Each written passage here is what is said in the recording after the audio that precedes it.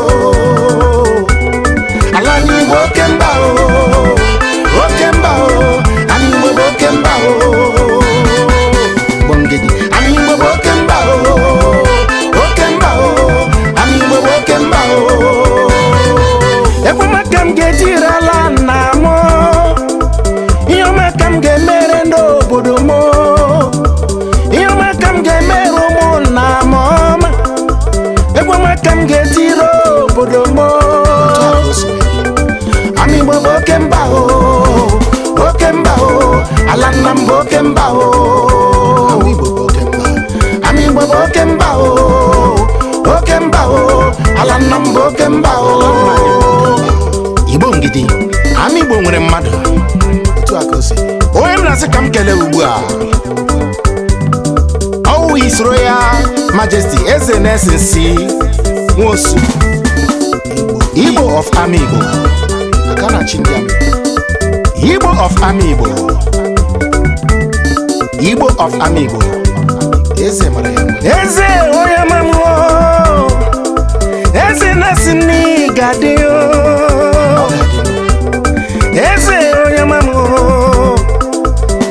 Eze na-asị gebi nunu. Ọ ga-ebi ka nka maka ihe na-emere n'obodo anyị o. Eze si Nwosu gadio. Asị m ọ ga-adị ka nka. Chiri na anyị gawanụ. Igbo of Amaigbo. Maka na onye chi gị ji ihe o. Ana m ekele o.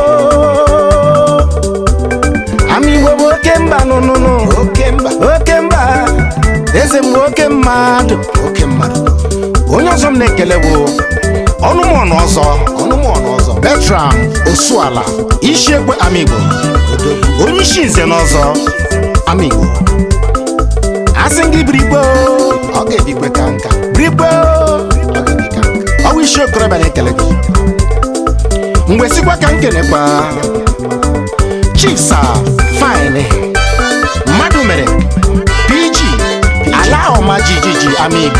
Dike ala ọma jijiji ịbata n'ihe emewenụ. Ọgwụ isi okorobịa na-asị birikwe ya birikwe. Ana m ekelekwa mmadụ ọzọ dịka ibe ya Chief Tio Ajọkụ Ngozi Chukwu Amaigbo. Maka na nne mụrụ ya mụrụ nwa. O so n'aka ndị Igbo ji ebi. Mwesikwa ka nkene Chief Major King Nwoha Chief of Staff Amaigbo. Nnukwu mmadụ. Ọwụ ya bụ na ndị Amaigbo na-aga n'iru. O sokwa mwesikwa ka nkene Chief Engineer Ken Nwagbara Gọvanọ AUF ome nke ahụrụ n'anya. Ọ na-eme nke ahụrụ n'anya na Amaigbo. O so na ndị uwe ji wee kwuo sị Amaigbo nwoke mba nwa Amaigbo. Mwesikwa ka nkene ọnụmọnụ nwata ọfọ na-agọrọ duru isi mbụ Amaigbo ji eme ọnụ maka na nne mụrụ ya mụrụ nwa. Mgbe si ka nkenekwe ọzọ dịka ibe ya Lazarus Osuala ihe jiri mara dike Amaigbo ji ga-eme ọnụ asị gị biri ikwe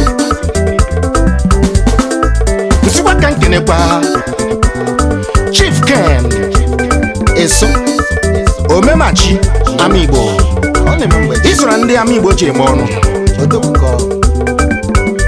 Nwokeruobi na-ekene gị ana m ekene nsikwa ka nkenekwa ọzọ Chief Ken Iwuala Ugwudike Amaigbo ndị Amaigbo ji webiri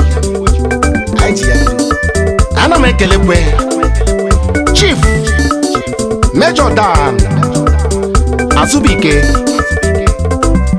omenke ahụrụ n'anya Amaigbo maka na Amaigbo ji ga-eme ọnụ nsị ka nkenekwa ọzọ ka ibe Chief Donatus Ejiogu ahụ nwa echeta nna ya Amaigbo otu a ka esi asị ndị biri ikwe ọ ga-ebi ka nka Amaigbo bụ oke mba oke mba Amaigbo bụ oke mba ala Amaigbo oke mba oke mba Amaigbo bụ oke mba ana m ekele nze m Chief Barrister Obediduru nwa Amaigbo Amaigbo bụ oke mba Amaigbo bụ oke mba nwa Amaigbo ana m ekele gị nwesikwa ka nkelekwa nze oke Oligbo akụ atụ egwu akụ na-atụkwanye Amaigbo maka na nne mụrụ ya mụrụ nwa ana m ekele nze Tobiasi onye n'ụfọrọ ọkwara nọ n'obi nwa Amaigbo nze Tobiasi onye n'ụfọrọ ọkwara nọ n'obi Amaigbo asị gị biri ikwe ana m ekelekwe Chief Chukwudi ihe a na-atụ Ezigbo Ghana maka na nne mụrụ gị mụrụ nwa ọ wụ odogwu ka ewu Amaigbo bụ oke mba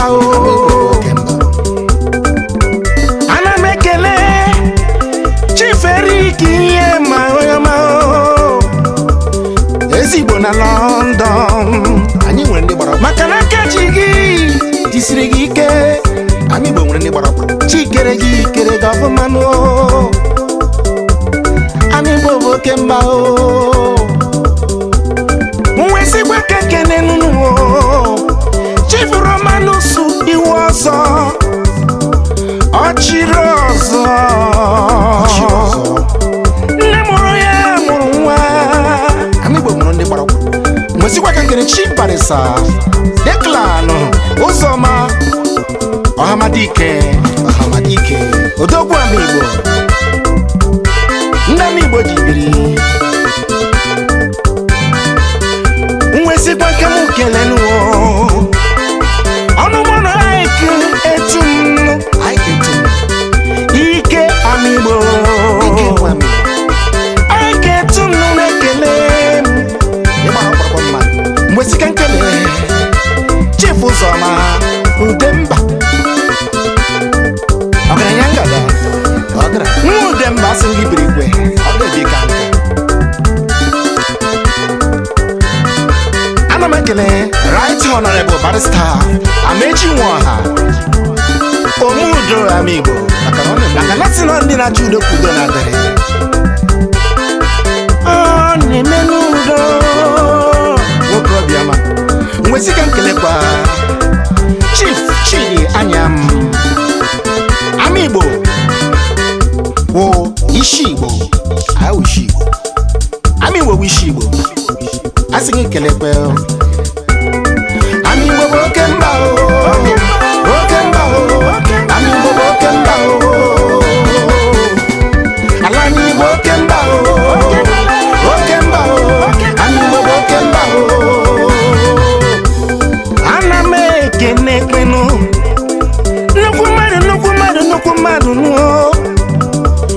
Okechukwu anya agụefe nke mbụ n'ala Amaigbo nwoke ọma toro eto agba maka na sị na nnukwu mmadụ bụ nnukwu mmadụ efu nnukwu mmadụ mara ebe nnukwu mmadụ na-eme nwoke ana m ekene ṅụ injinia mụọ ejike onye anya nwanyị oyi magnet nke mbụ na Amaigbo odogwu anyị oyi magnet odogwu ezigbo nwanne m ana m ekene uche chọnụ ọdụm na-egbu agụ n'ala Amaigbo nne mụrụ ya asị m na ọ mụrụ odogwu nne mụrụ ya mụrụ odogwu onye m na-asị ka nkiri bụ nwa Ikeji odogwu amụrụ mgbe amụrụ ibe Linus Ikeji mpi dike pụrụ nwa n'ọfọ Amaigbo nwanne nna m nwanne agụ iyi ezigbo mmadụ ana m ekenekwa ihe etu mmadụ igwe nwa Ikeji ụmụnna m ụmụnne nna m asụmunu biri igwe maka na ọnwụ unu na-eti ana m ekene nze Chief Kalistus oge ikpe mara eziokwu wa n'ọfọ Amaigbo Secretary of General Nze na Ọzọ Amaigbo niile gburugburu onye ọma na ị ga-adị nwesikwa m ekele nna m ukwu Nze Innocent Okechukwu nderibe Amaọfọ Amaigbo nwoke ọmasị na m ga-adị Amaọfọ Amaigbo echi ga-abịa n'ụlọ m ihe nje mere gị ọjọọ akọkwara gị aga m enwe ya ana m ekene Chibụzọ ha gbara kwe Amaka London base nwa umezala nwoke Amaigbo maka na Amaigbo mụrụ ndị ukwu adịgbo m proud iwe onye Amaigbo oke mba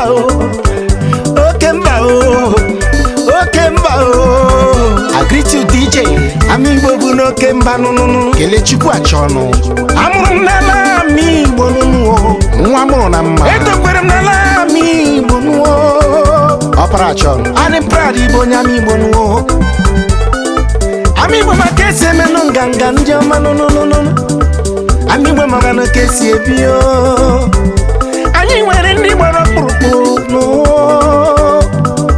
asị m Amaigbo gbara n'ọkpụrụkpụ anyị nwere ndị ize n'ọzọ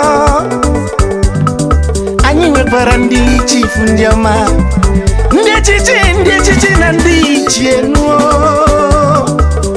anyị nwekwara n'omenala anyị na-akwanyere omenala ugwu ana m ekele Honorable Kesi Ugwumba ATU National Pro nwa Amaigbo maka na onye ji eji ihe ngwesikwa ka nkele ọzọ nke ka ibe ya Nze Jude Frank Mkpadobi aka Nze n'ala Amaigbo ọwụ nnukwu nwa ka ngwesikwanụ ka m kelezie nnụọ Chief Henry nwa ozuzu ahụ nwa nka Amaigbo nụọ afọ mụrụ ya bụ eze olu m ekele gị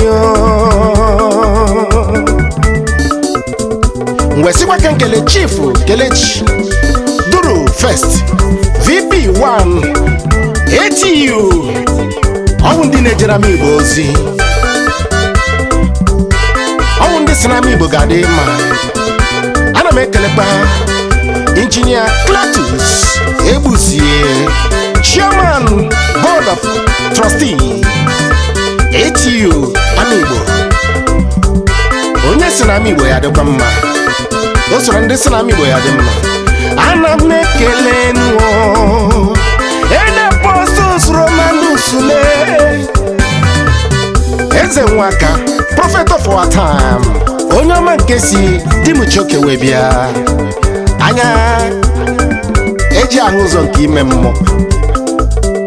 Ana m ekelekwa nnukwu mmadụ ọzọ elesa aṅụm nọ ọgba otu mgba o jiri ebe wee gbagba ijiji ọwụ ihe ọ na-aza ọ nọchie maka na onye nwere gị nwere ihe ịrụkwarala Amaigbo ọlụ maka na si na ihe ndị mmadụ mere ka eji echeta ha ihe onye mere ka eji echeta ya.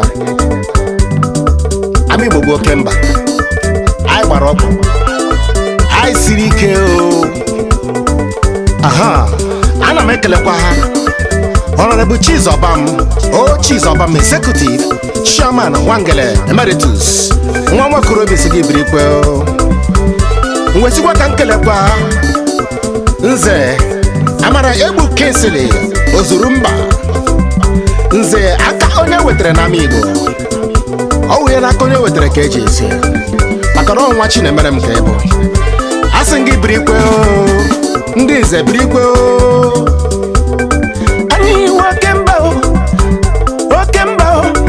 Amaigbo bụ oke mba ịnụna anyị dụbụ oke mba Amaigbo bụ oke mba Amaigbo bụ oke mba Amaigbo bụ oke mba ala anyị bụ oke mba Amaigbo bụ oke mba Amaigbo bụ oke mba Amaigbo bụ oke mba ekwemaka m ga-etirala nna m ihe ọmaka m ga-emere n'obodo m ihe ọmaka m ga-emere ụmụnna m ekwemaka m ga-etiri obodo m Amaigbo bụ oke mba oke mba ala nna m bụ oke mba anyị nwere ndị gbara Amaigbo bụ oke mba ala nna m bụ oke mba Amaigbo kwenu Igbo ngidi Amaigbo kwenu Igbo ngidi Amaigbo kwezuonu ama ndị Amaigbo bụ oke mba.